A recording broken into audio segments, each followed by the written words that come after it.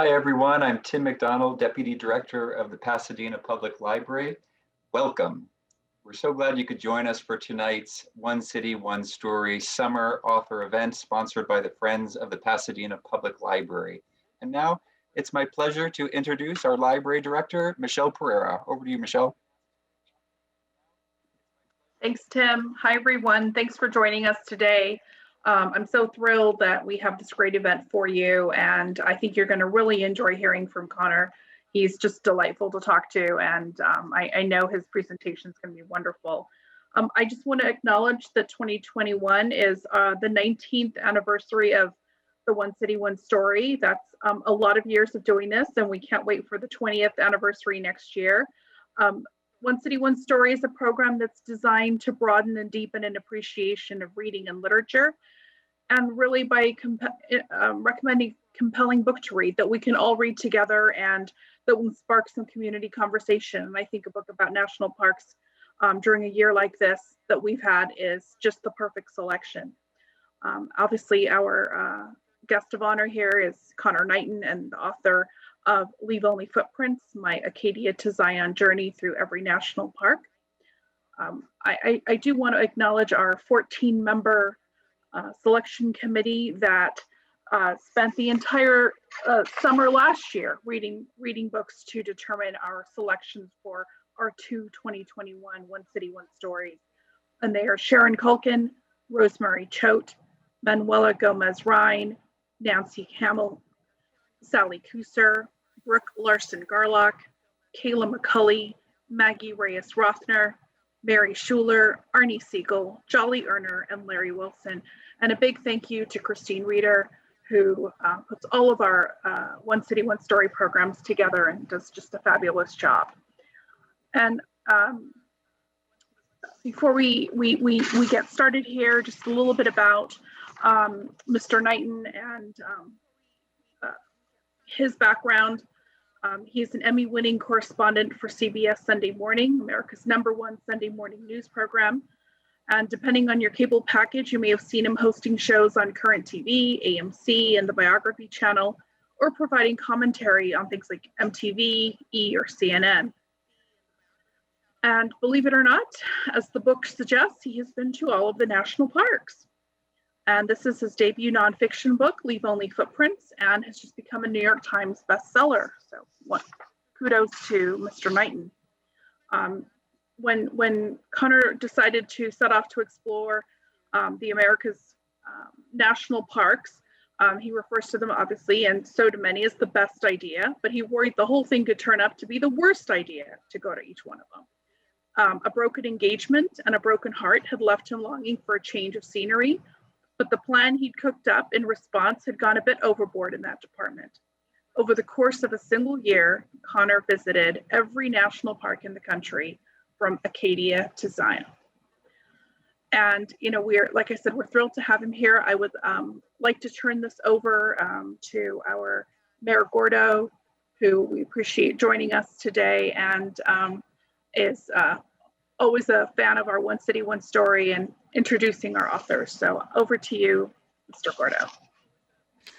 Thank you, Michelle. And first off, let me just thank Michelle and her staff for putting together a terrific event. I like all of you, am waiting for all of us to be in person, to be able to see one another in person and share in this experience as we've done for 19 years now. And it's a tremendous tradition. One of the great things about Pasadena is people love to read. And to have this book by Conor Knighton as a special treat during the summer is really a guide through our national parks. It's really an opportunity to blend together our love for the outdoors together with our love for reading. So I want to thank Conor for bringing us this book. I'd like to thank the 14-member selection committee for always doing a great job in delivering something that all Pasadena can read, that we can discuss, talk about, and share among ourselves and our neighbors.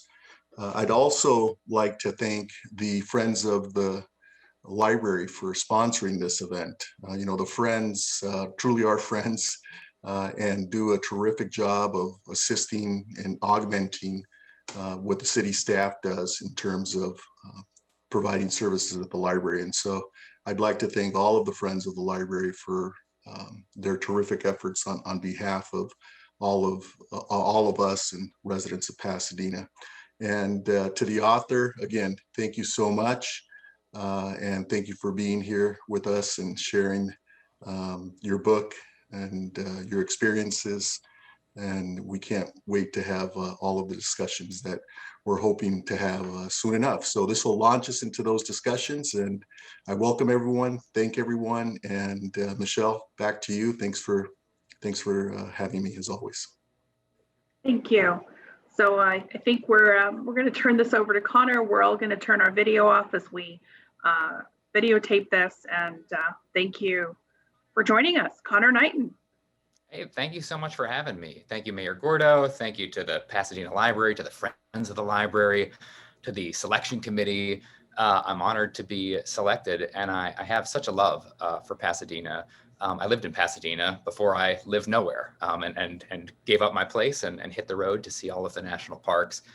So I'd like to kick things off, actually, with a paragraph in the book, just a quick reading that sort of takes place right at that moment where I was wondering if this whole thing might be the worst idea, if I was overcompensating. When my friends told me I needed a change of scenery after recovering from this broken engagement. I'm sure every national park in the country is not what they had in mind, but I'd seen a news article about the upcoming centennial of the National Park Service in 2016. This was happening in late 2015.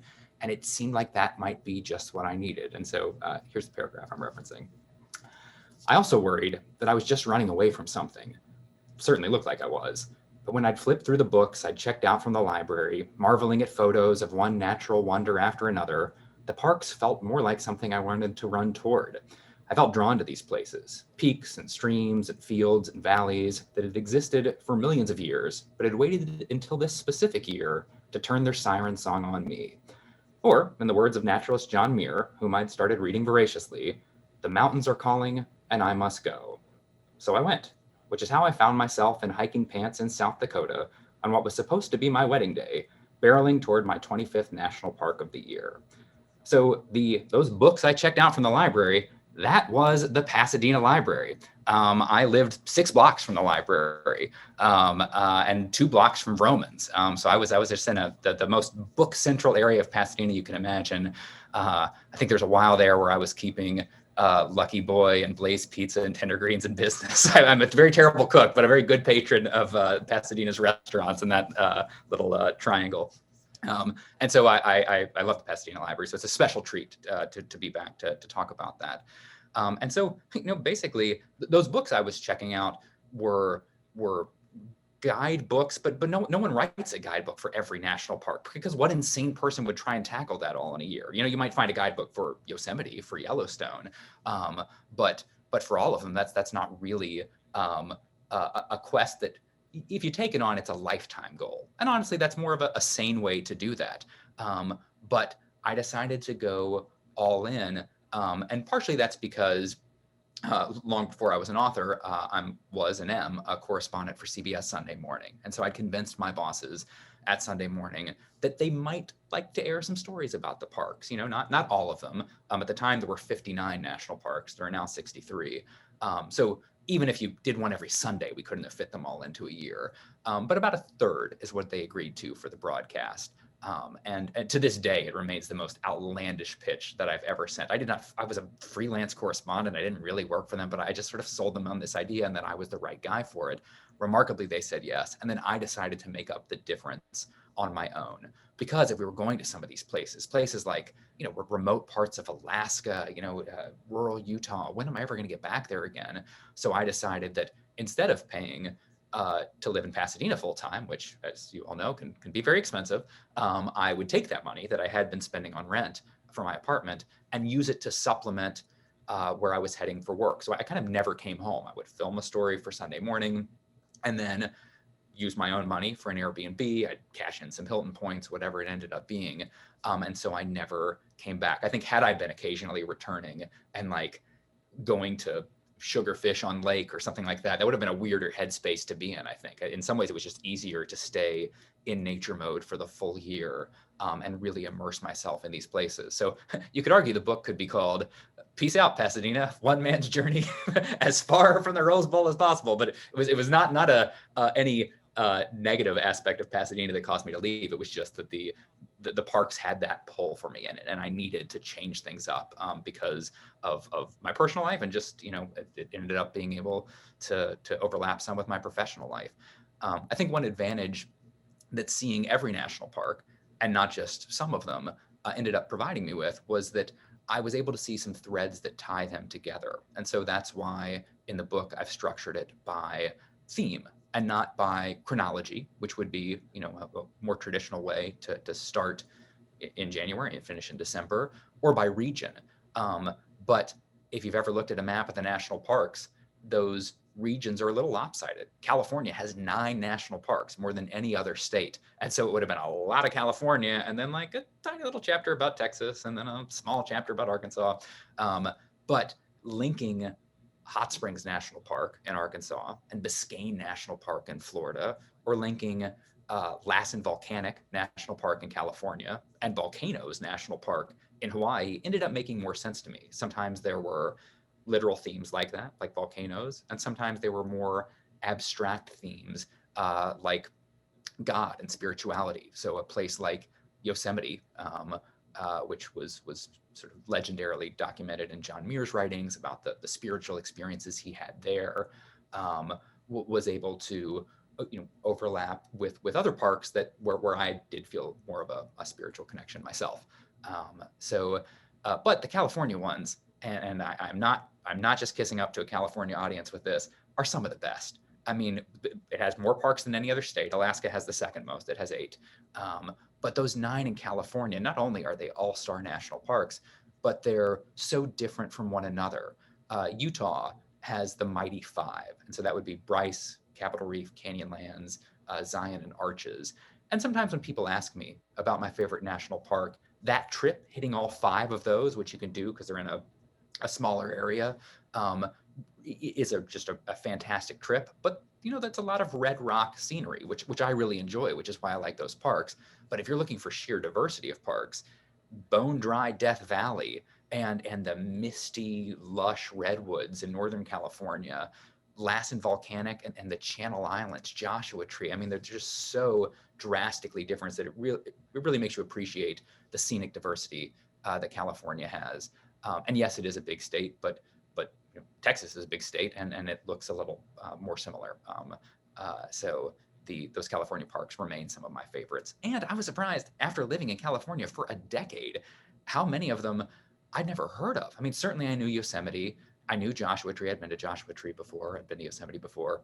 But Lassen Volcanic, partially it's a weird name. It seems like it's got like an adjective thrown in there that doesn't really modify anything. But I'd never heard of that park before. In a way, that's what convinced me that this might be a series that could stand on our broadcast and then eventually in a book, where when there was a good half of the parks across the country, Kobuk Valley, Cuyahoga Valley in Ohio, I'd never heard of. There's just a range of these parks that were new to me. And I felt like if they were new to me, that might be true for a lot of folks. Pinnacles National Park, I'd never been to, just a couple hours south of San Francisco. But for some of those major ones, like Yosemite, when I started the journey, when I packed up and left Pasadena, and I was thinking about, well, which third am I going to tell on Sunday morning? I thought, for sure, I'm going to tell Yosemite. How can you not? For sure, I'll tell Yellowstone. I ended up not doing either of those parks for our broadcast. And I think it's because they're well known. I found from a storytelling perspective, I gravitated more towards places like Great Sand Dunes, like Cuyahoga Valley, places that like the National Park of American Samoa, which I did not know was a park. And I think most people don't know that much about American Samoa as a territory. Those were more compelling starting points for me. Ken Burns has done Yosemite really well. And if you haven't seen his PBS documentary, or they actually made a book of it as well with Dayton Duncan, I highly recommend you check that out. They cover that well, as did junior high school history. But some of those lesser known parks really sparked my interest. For California, I do talk some, particularly in the trees chapter. California, and I didn't realize this really until I was on the trail, is more than any other state, has celebrities, trees that are just superlatives in their field. So whether that's the largest tree, which would be the General Sherman at Sequoia National Park, the tallest tree, which is a tree at Redwood National Park named Hyperion, that to this day I've never seen, or maybe I have, because they don't tell you where it is. They're afraid that if word gets out about where Hyperion is, what it is, it will be everyone there'll be an influx of visitors. So it's, and from the ground, the difference between 300 feet and 350 feet or 357 feet is negligible. So they all look pretty tall and impressive. There's also the oldest tree in the country is in California. Is not in a national park. I believe that's in a national forest, but it's a bristlecone pine that's sort of way out in the middle of nowhere. And then the Joshua tree, which I learned was not really a tree, is a Yucca brevifolia is technically what that is, but certainly everyone refers to it as a tree, and I do as well. When it came time to write the book, now these were all in my rear view. I finished at Point Reyes National Seashore, another California connection that's a little north of San Francisco. It's where the sun sets last in the contiguous U.S. And even that is only true on New Year's Eve. It's a point that moves around. But I'd emailed the Navy because I wanted to have the longest year possible, and so I made sure to finish at that final place. And I think this is worth. I probably should have started with this. That Point Reyes is a national seashore, and this is the most common question I get all the time. It happened while I was on the trail. It happened before and after the book came out. Why aren't you talking about X, Y, or Z place? Because people see the flat hats that the Rangers wear, they see the Park Service logo, and you will see that at a place like Point Reyes, which is managed by the National Park Service, but it is not technically a national park. And so the distinction there is national parks are created by an act of Congress.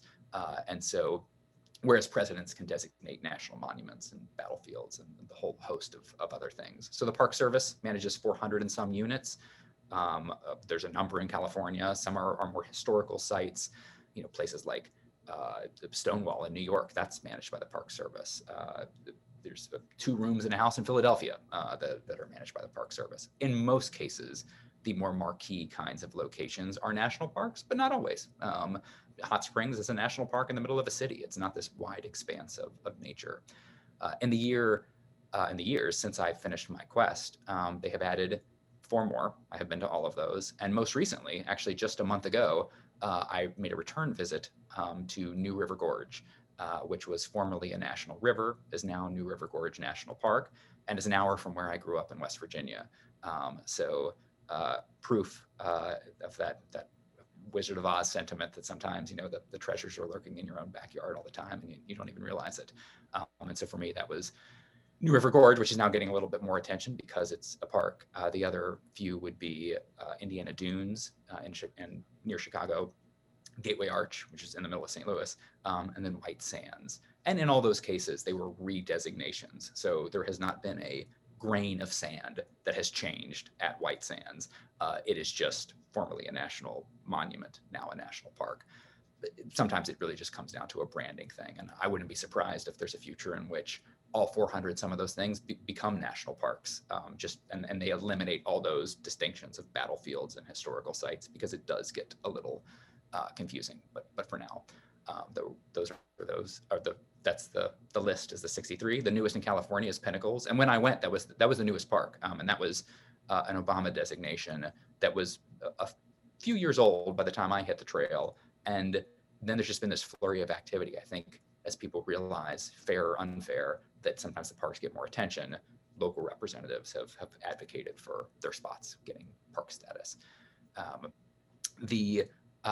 In terms of treasures lurking in your own backyard, the one that I've never been to, and it is the closest to Pasadena. Joshua Tree feels close because you can hop on the 10 and get right there, or on the 210, I guess.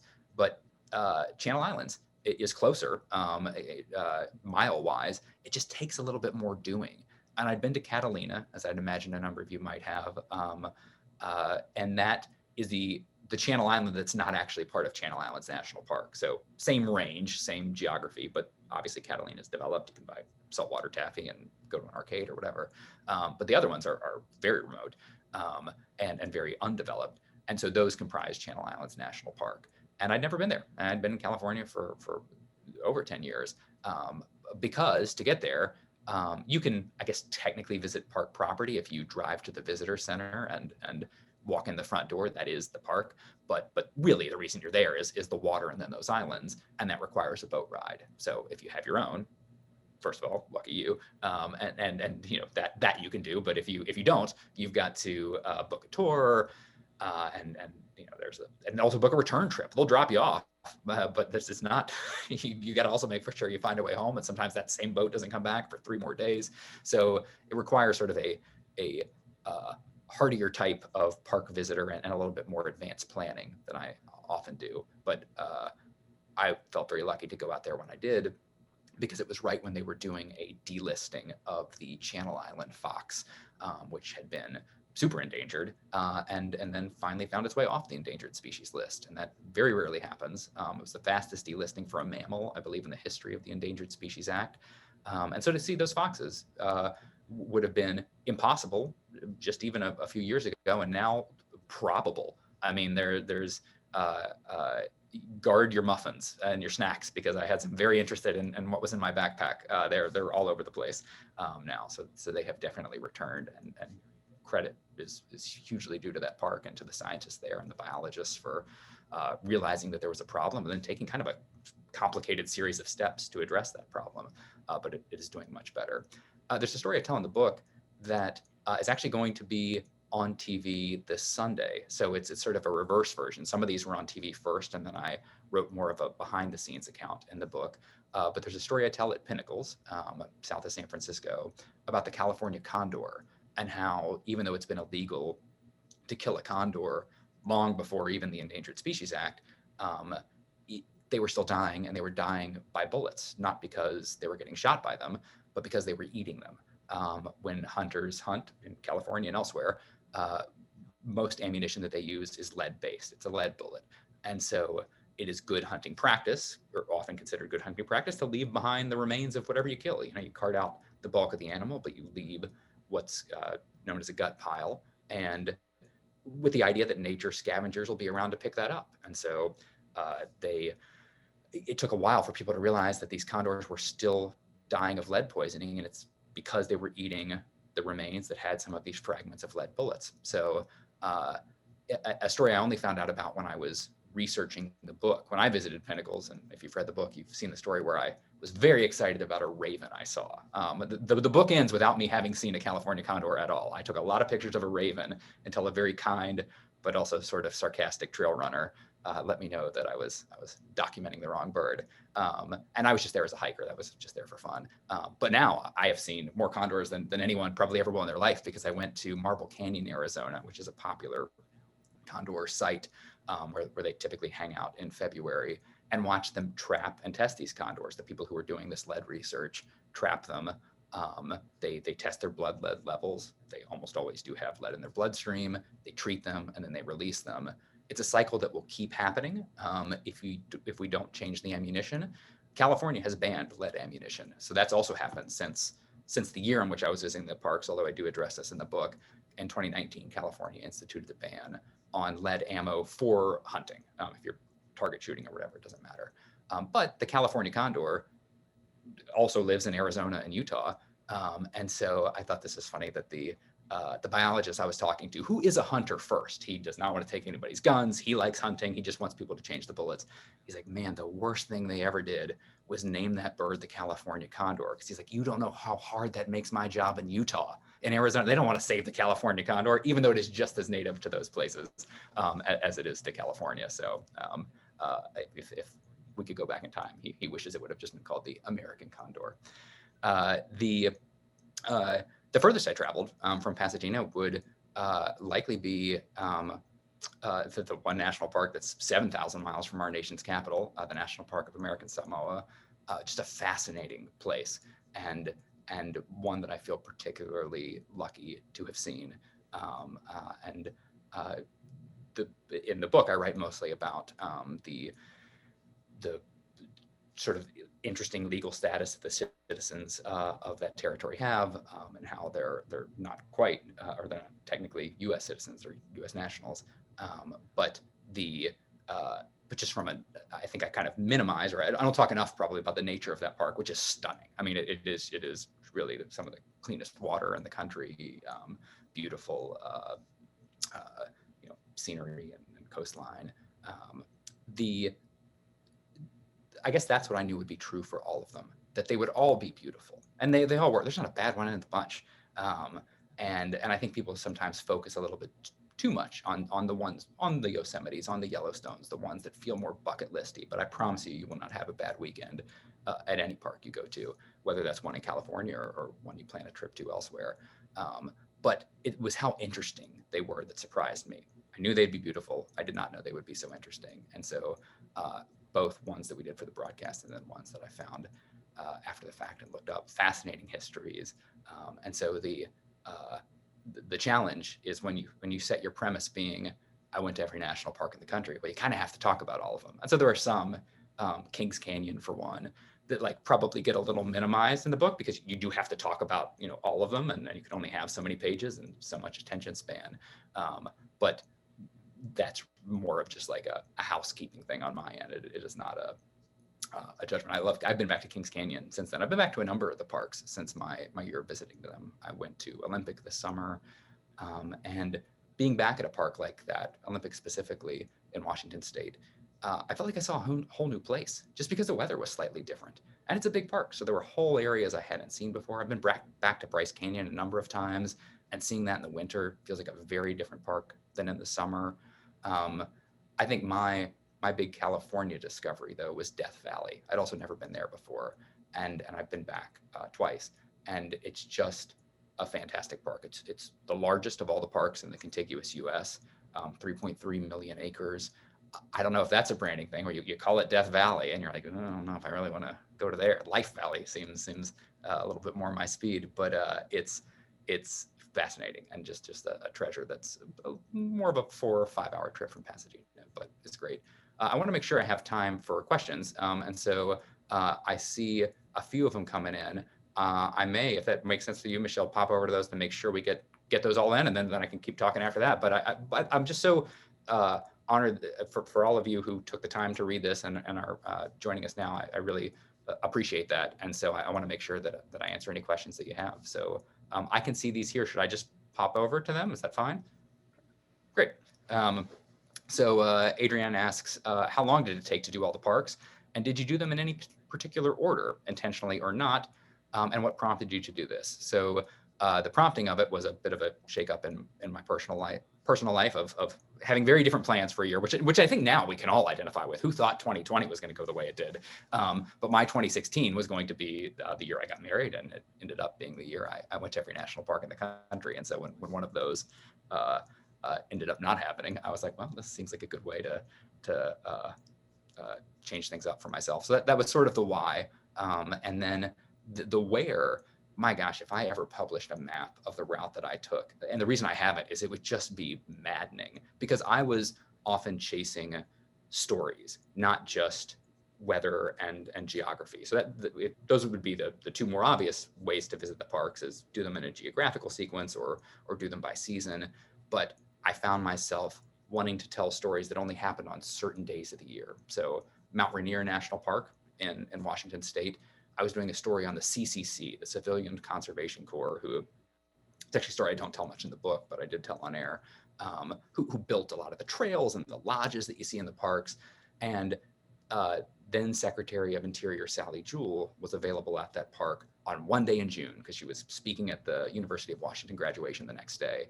And then there was another story I wanted to tell at Great Smoky Mountains National Park in Tennessee, and this is one I tell in the book, of the families who one day a year got to go back to the cemetery across a lake that had been flooded during the creation of that park. And that happened a week later. So what happened is I drove all the way back from Washington State to North Carolina and Tennessee, to tell that story, and then back again. So I crisscross, having passed Tennessee much earlier in the year. So it was a really confusing mess. Certainly not a complaint. I loved it. I'll take a second chance to visit a lot of these places, but it was a route that was dictated more by story selection, less by any logic of a map. Garrett asks, did you find your life partner who was like a national park? Thank you for asking, Garrett. No, I did not. But not that I've given up. It's still on the hunt for that. And then Claire, by the way, it's not nobody's real. In most people's cases, I did not use the real name. So the Claire that you're asking about is not actually named Claire. And it's certainly that wasn't anything about that person. It's just, it's about a feeling. Sometimes things feel, in a way like a national park, and sometimes they don't. Connie asks, you have a wall covering, often as a background on CBS Sunday Morning, that showcases national parks. We were talking about this with the library crew before this started. It actually looks kind of similar to what Michelle had behind her, which are actually some really cool Pasadena cards that they've made up. Connie, sorry, I sort of trailed off while reading her real question, but she's asking about I have some postcards often behind me on CBS Sunday Morning that are park themed. Those are, and that's all they are. They are postcards that I keep with me because when I'm on the road, if I'm doing something like a Zoom interview on our broadcast, which is for a while was all we were doing, I wanted something behind me, and I didn't want it necessarily to be the decor of the Airbnb that I was staying at or whatever. So the park postcards were kind of an easy, neutral, sort of on-brand look for me. And so, yeah, they're made by, I think it's Ranger of the Lost Art. They sell them, and some of them are reproductions of historic park posters, and then it's other parks that have been made in that style, which is kind of what you see with those Pasadena cards that Michelle had, where they're done in the style of these 1930s posters. We've got anonymous attendee. You're gonna wonder if this is a relative of mine, because it is a very complimentary question, but I'll read it because it's the next in line. You have a great sense of humor. Was this something you cultivated or were born with? Also, how is your personal life now? Well, the second question is less exciting, but the first one, thank you, Mom. I guess it was, long before I was working at Sunday Morning, I worked for this network called Current. They had studios at LA Center Studios, and then before that at like Highland and Santa Monica. It's a cable network that sadly does not exist anymore, but I did a comedy news show for them. So I've sort of always had that bent, and I think that helped me hone some of those skills. We were doing something that, if I was to flatter myself, would say was in the vein of what a Last Week Tonight with John Oliver does. That is a better show, but we were in that mold where we were trying to be funny but also have a point, and tell a story with some jokes thrown in. We were a little bit more look and style wise, like something like The Soup, where it was a clip show. So somewhere in between, you take those two shows, put them together, take away all the people who watched them, and then that was Infomania, which no one on this chat will have heard of. Magdalena asks, did you know whether the national parks were adversely affected during the past administration? If so, how? What has Biden committed to recently? In terms of recently, I'm not aware of anything on like the legislative front that's happened super recently. In terms of the impacts over the past 4 years, the ongoing impact that has transcended administrations is climate change. If you were to ask, and I did ask, and I think I referenced this in the book, John Jarvis, the former director of the National Park Service, he says that the greatest challenge, the greatest impact, I forget exactly how he phrases it, facing the national parks as a whole is climate change. There's not one that's immune from its effect. You take a place like Joshua Tree, there's a future in which they have no more Joshua trees potentially, because those can only grow at certain elevations with certain weather conditions. And as the planet warms, it's less likely that will happen. Glacier National Park will have no more glaciers. That is happening, and that certainly was not new over the past 4 years. There may be some policies that, you could point to surrounding that, but that has been an issue for a long time. The overcrowding, which also sort of transcends administrations, and actually is the most it's ever been right now, is a challenge facing the parks. So I think there were some big worries that certain parks would be done away with or whatever, but like, you know, the parks that existed when I went on my journey are all still there. And if anything, there's more land protected. But the crowd, there's more people enjoying it, which on one hand, I'm very excited about. I'm thrilled anytime, especially a first timer sets foot in a national park. I just think that those can be life-changing experiences. And so I'm always happy when someone does that. But the flip side of that is it comes with trash, and it comes with trampling, and it comes with 2-hour waits at the entrances. Right now, Yosemite, you have to have a permit to go to. And so that John Muir quote of "the mountains are calling and I must go," it's not "the mountains are calling and I must go Thursday at 3 p.m. because that's the only reservation I could get." But that's kind of how it is right now. And I get it. But I think we'll see that at more parks. That was sort of a COVID creation to create distancing, and I think it will stick around post-COVID. If I had to guess, it just seems like the crowding, pandemic or not, is intense enough to regulate how many people are hitting a trail at once, how many people are going to be damaging some of these resources with overcrowding. Will be a challenge a lot of them are dealing with. Although that's only true for, like, I forget the exact stat, but it's a very small percentage of the parks experience a very high percentage of the visitation. So for every Yosemite, there's a Gates of the Arctic National Park, which is not overrun with people. So it's people just tend to cluster in a lot of spots. John asks, when your journey ended, how did you feel? How did you cope with that feeling? What adjustment was required to get back to reality? So mostly I felt grateful. I felt grateful even as it was happening. I knew that this was something very special that I was very privileged and lucky to do, and that I would never, have a chance like that again in my life. It wasn't clear to me that I would finish. I mean, at any park, whether it would be a broken leg or some family emergency, or I'd run out of money or something, it wasn't a given that I would finish. But every time every day, every month that it continued, I felt very lucky. And so when I was standing there watching that last sunset at Point Reyes National Seashore, I just was mostly overwhelmed with that, and overwhelmed with like the kindness of all the people I'd met along the way, whether that be rangers who were kind enough to answer my stupid questions and spend time with me, strangers I met on a trail. It just was very impactful, and I've tried to carry that gratitude with me since. In terms of returning to reality, that didn't quite happen.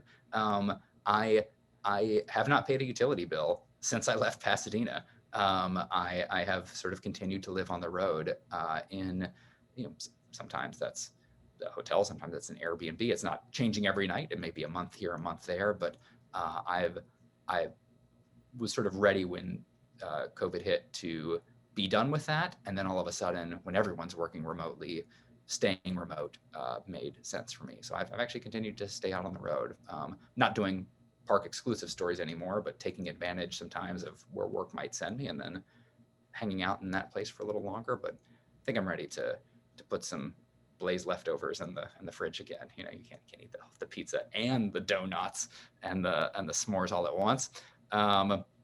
Robert asks, can you recommend one or two underrated, lesser known national parks? There's a few that I guess I'll just go with underrated stuff, but like Biscayne National Park, I had a blast at. And even the rangers there kind of know that from the surface, that's a park that doesn't look like much. It just looks like the rest of South Florida, but the treasures of that park are underwater. Now, it's a tough recommendation to give folks because from California, it's very far. And also it requires some doing. What I loved about that park was what I was able to see underwater, which required getting scuba certified, going out with a boat. I mean, that's more of an investment of time and money. But if you can do that, that's a park that might not otherwise be on your list. That for me ended up just being fascinating, diving from shipwreck to shipwreck. In terms of a more traditional nature-based park, Black Canyon of the Gunnison, I thought was really cool. That's definitely not one I've heard of. It's not a very visited park. It's in Colorado. It is it's something like the Grand Canyon is like twice as wide as it is deep, and this is twice as deep as it is wide. It's just a very narrow canyon. It's called Black Canyon because it's the sun doesn't get to most of it for most of the day. It's just dark, but very dramatic, beautiful nature around there. That whole area of the country is beautiful. So I like that a lot.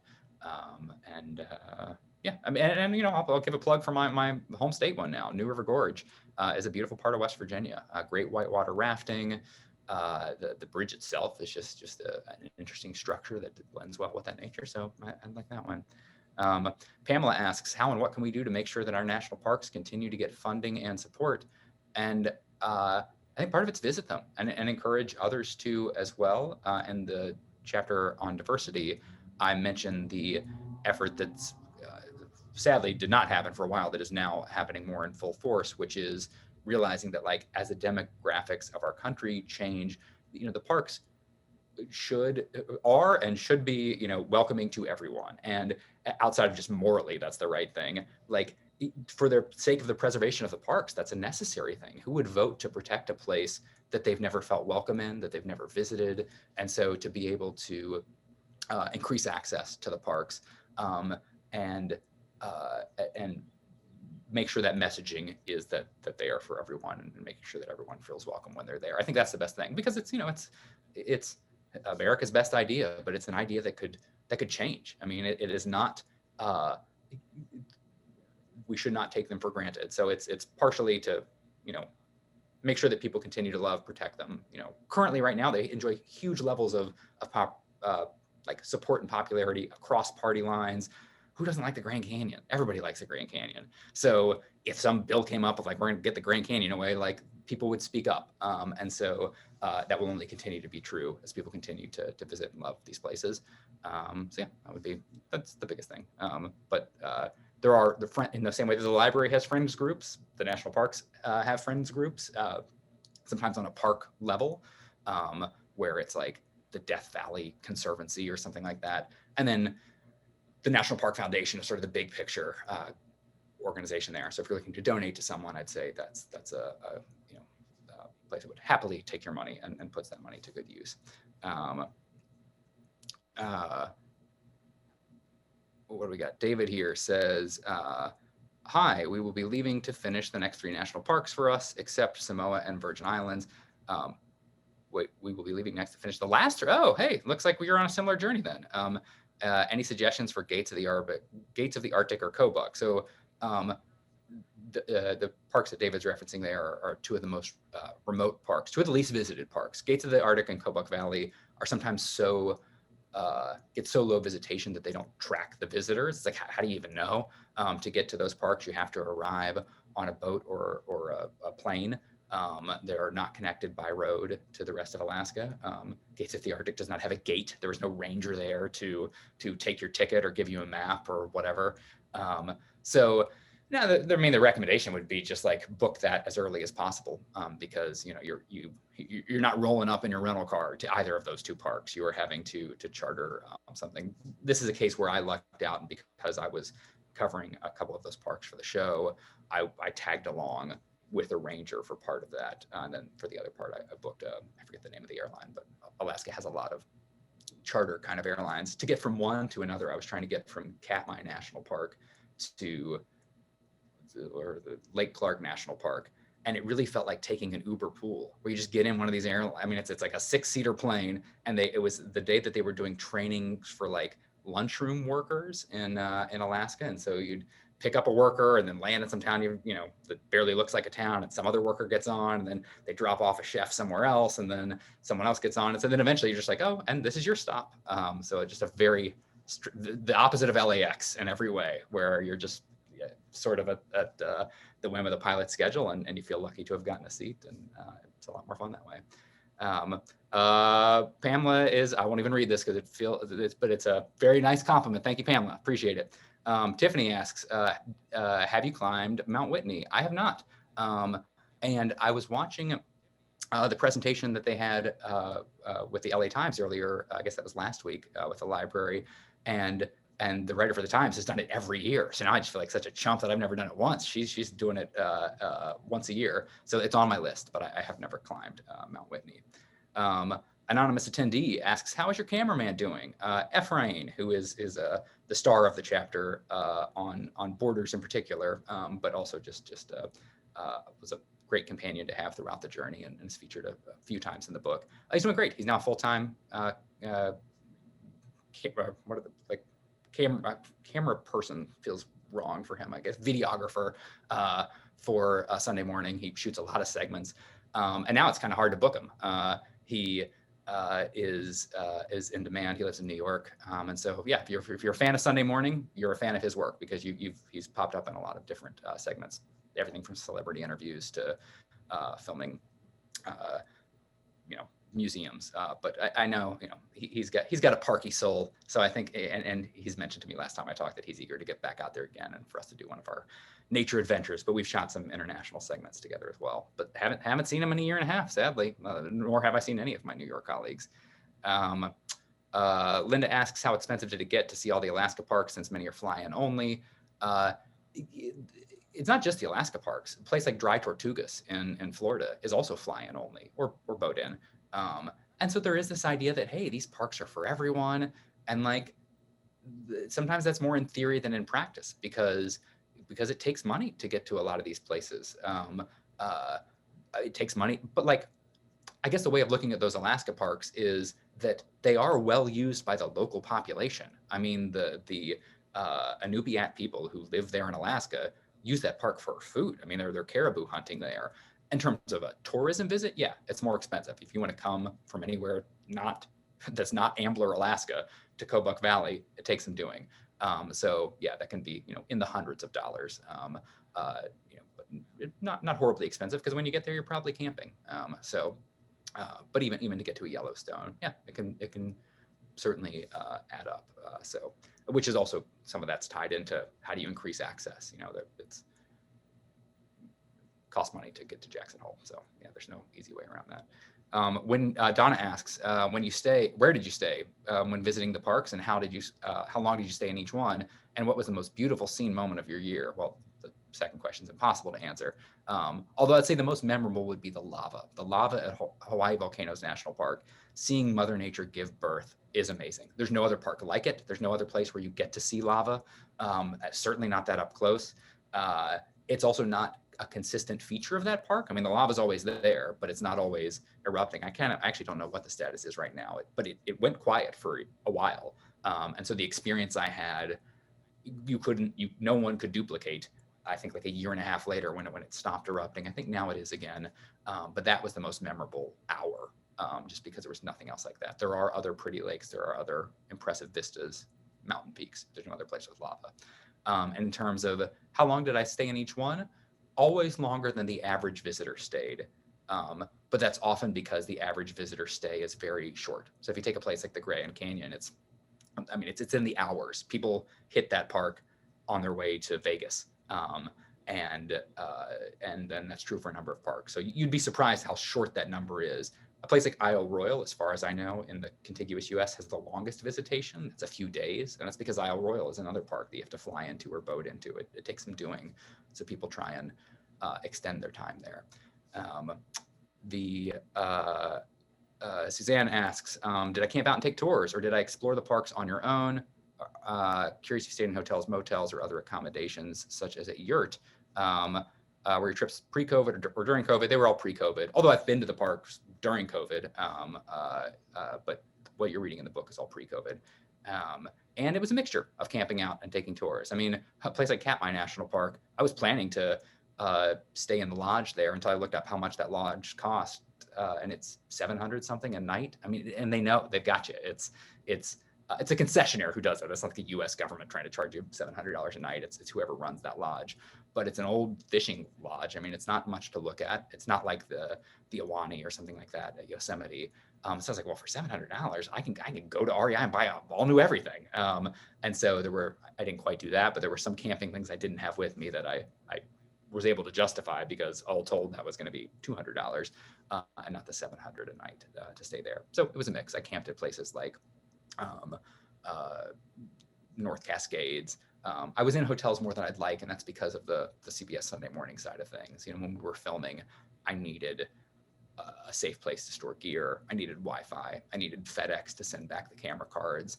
I theoretically needed a shower to have the viewers not complain too much. So it was a mix of those things, would sometimes put me in very modest hotels, but in a Hampton Inn type place. Anonymous attendee asks, what's the best way to get a reservation to visit the Wave? I've tried and failed at that. The Wave is actually not Park Service. It's BLM, I think, but it's a place in Utah. It's a very popular spot, and good luck. I mean, I feel like your odds of winning the Powerball are better than getting a reservation to the Wave. I wish I could help you, but I do not know. I've tried and failed on that. Anne asks, do the park seem to have enough rangers to teach visitors, children, about unique aspects of the park in talks or programs, or visitors pretty much on their own? Using guidebooks, kiosks, whatever, both. I mean, if I could go back in time to 2016, Connor, and tell them what to do, I'd say, man, take pictures of those signs. Because as an author, I was trying to remember the fact that parks actually do a pretty good job of having a lot of interpretive signs out on the trail. And I think my embarrassing instinct is to kind of like read it, forget it. And then I'm like, wait, why are the Smoky Mountains smoky? What's happening there? Like, what is, like, how does what's something special about Badwater Basin at Death Valley? So I wish I would have photographed those signs to remember them. I kind of went back and had to do more research than I should have. But yeah, the campground presentations, I'd say if anything, they're underattended. Those, take advantage of that. If you've got a ranger doing a talk, like there's generally something. The night sky presentations at Great Basin are amazing. I know other parks do them as well, but those are those are some of the ones I'd gone to. So yeah, those are, seems to be a mix, but I don't think that when they're short staffed, it's not necessarily for interpretive programs. It's more for things like maintenance and yeah, there's a whole host of departments that seem like they're hurting more. I guess that's from my outsidish perspective. I honestly don't know, but it seems like the Rangers do a good job. And at Joshua Tree, actually, this is a piece we aired on Sunday morning during the pandemic. Those Rangers who would normally be leading tours were doing virtual programs. So you could sign up and book a field trip and have your fifth grade class from Florida, a class that's never going to visit Joshua Tree, or certainly not on a field trip, was able to, with an iPad, the Rangers showing them the cacti and giving them a taste of California when they were all the way across the country. So I have a feeling that might stick around post-COVID as well. It seems like they may be, they're recognizing the value of sharing that experience. And it's getting close to 6, so I'll answer this one as well. And this is the last one we've got here in the chat. Do you think you might do anything similar in the future? I mean, yeah, maybe. I like a challenge. I like a list. Before I went to every national park in the country, I went to all 99 of Jonathan Gold's 99 essential LA restaurants. I wrote a rap about it. You can find that on YouTube. It is the beginning and end of my rap career. It is very ridiculous, but I mean, I'm rhyming gelato with Prada, and I mean, it's to the tune of 99 problems, except it's 99 restaurants. It's the creative work that I am simultaneously proudest and most ashamed of, because it's hard. You try to rhyme all 99 of those things. Sadly, like a third of those have closed, even pre-COVID. It's tough to keep a restaurant open, but I bring the Euro pain in Pasadena, I believe, is a line. So there's a couple of shout outs a crowd here may enjoy. So anyway, yeah, I'm a list guy. I like lists. And I guess I'll Michelle, if you've got any questions, I'm just trying to be respectful of everyone's time here, and it looks like it's 6, but I can talk parks forever. So you let me know. Well, thank you. And yeah, in libraries, we're all about lists as well. We love those. So we certainly agree with you there. Before we conclude and I turn this back over to Mayor Gordo, I'd love to just ask you what's next for you. For me, I'm talking to you from a Hyatt in Sacramento, and I was just filming a piece on fire lookouts for CBS Sunday Morning, a piece that'll air later this summer, on the people who sit up in the towers in Klamath National Forest, as where we were, but there's a number of national forests in California where it's gonna be a big fire season, and there's humans up there doing a job that you'd think would have been somehow replaced with drones or satellites or whatever, but apparently it's a human set of eyes, or sort of the best of early detection, catching that smoke. It's also an interesting lifestyle to live up in those lookouts. As a visitor, you can now rent some of the decommissioned lookouts as like a camping destination. I think most of those are booked up for this summer, but if you ever wanted to do that for next summer, Shasta National Forest has some. There's a few parks that have them, but they're more commonly found in forests and state parks. But yeah, you can rent some of those lookouts. So that I've got a slate of Sunday morning stories still coming. Working on some book stuff, but I'll wait to sort of say more about that because the book world's a long world. I mean, anything I'm working on now won't come out for years. But yeah, there's a few irons in the fire there. And then just really, I'm so grateful to have a chance to do something like this. This book came out the week that every national park and bookstore closed and library.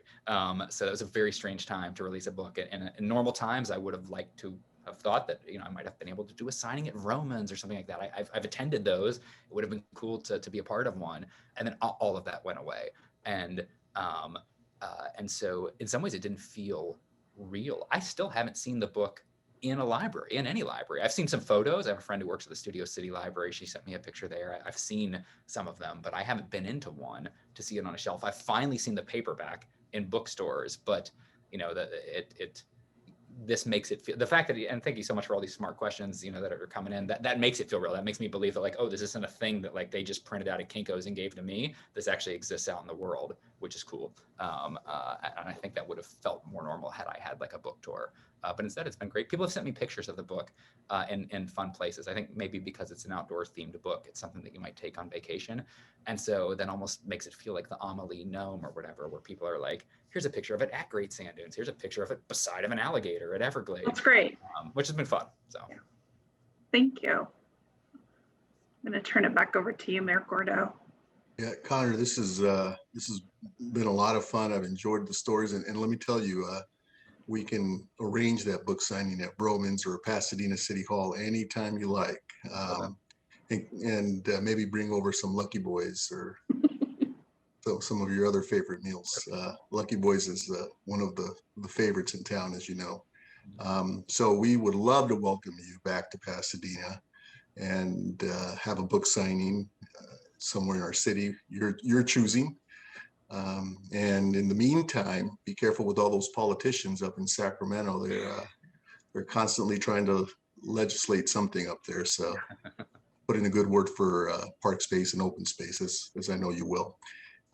So thank you, and we'll look up your rap and try and pick up some of the lines that we can use down here in Pasadena. So it's great. It's great to have you, and we'd love to have you in Pasadena for a book signing. Thank you for your time, and thank you for your gift of this great book. thank you. Thank you, everyone. Thank you for joining us today.